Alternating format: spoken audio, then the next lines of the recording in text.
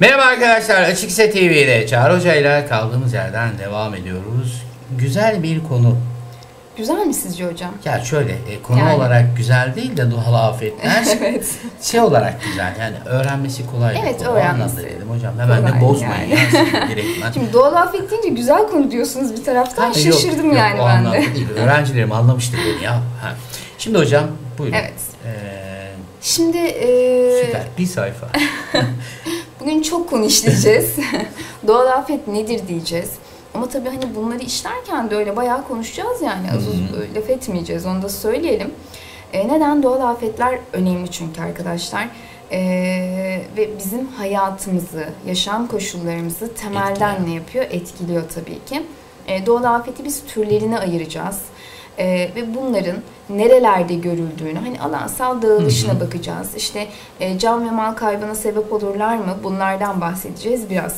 Ben yine sorumu sorayım. Buradan soru çıkar mı hocam? Tabii ki çıkar. Çıkmasa anlatır mıyız? Anlatmayız bence. Öyle değil mi? O da ama mutlaka arkadaşlar bu konuda bizim için önemli, diğer konular gibi. Ama şöyle bir durum var. Biraz daha basit.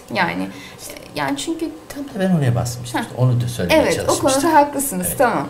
Ve hani şunu söyleyeceğim. Doğal hani yaşamda karşımıza çıktığı için bu hani çokça rastlıyoruz. Yani bir depremdir, işte volkanik faaliyettir, aşırı sıcak soğuk gibi hani meteorolojiyle alakalı şeyleri biz kendimiz de gördüğümüz için öğrenmesi biraz daha kolay tabii ki. İsterseniz bu gruplarına ayırıp bakalım. Sonra biraz daha detayına gireceğiz arkadaşlar. Peki. Şimdi doğal afetin tanımıyla başlamışız. Can ve mal kaybına sebep olan şiddetli doğal olaylarıdır. Yani bunlar aslında kendiliğinden mi meydana gelir dersek? Evet, kendiliğinden meydana gelir. Ama bazen hani insan faaliyetleri de bazı şeyleri hepsi için söylemiyorum tabii ki. Evet, tetikleyebilir. Şimdi biz bunu gruplara ayırırken bir diyeceğiz ki jeolojik ve jeomorfolojik kökenli afetler. Yani ne demek istiyoruz burada? Ne demek istiyoruz? Doğayla alakalı, jeolojik yani yer yapısıyla alakalı. İşte yerdeki işte kırıklı hatlarla alakalı. Yani yer zaten jeo yer demekti değil mi? Yer bilimi. Dolayısıyla yazmıyor hocam. Sizin kaleminiz niye hiç yazmıyor? Benim kalemim yazıyor. O benden kaynaklı. Evet. Çok kibar bir insan olduğum için. Evet.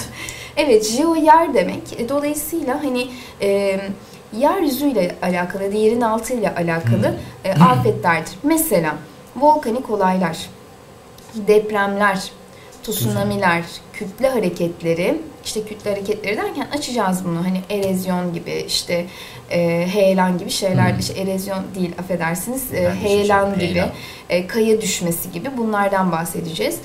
Klimatolojik ya da meteorolojik afetlerde klima zaten iklim bilimi. Aynen öyle. Meteorolojide hani hava durumuyla ilgili. İşte aşırı sıcak, aşırı soğuk, aşırı yağış mesela, kuraklık, şiddetli rüzgarlar bunlar da doğal afete sebep olabilirler mi? Evet, bunlar da doğal afetlere sebep olacaklar.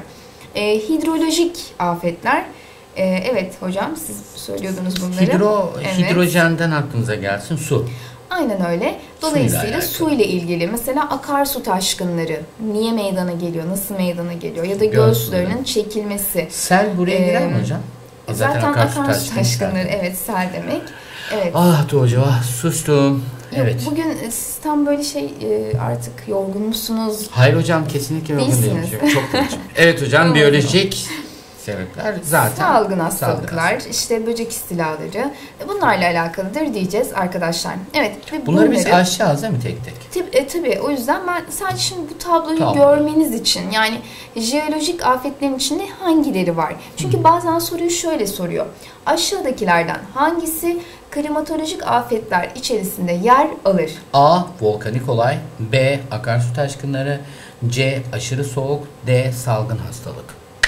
Soruyu da yazdık değil mi? Soruyu da yazdık. Evet. Dolayısıyla sorular bu şekilde karşınıza çıkabiliyor arkadaşlar. Bitti mi? Bitmedi. Devamı geliyor. Görüşmek üzere.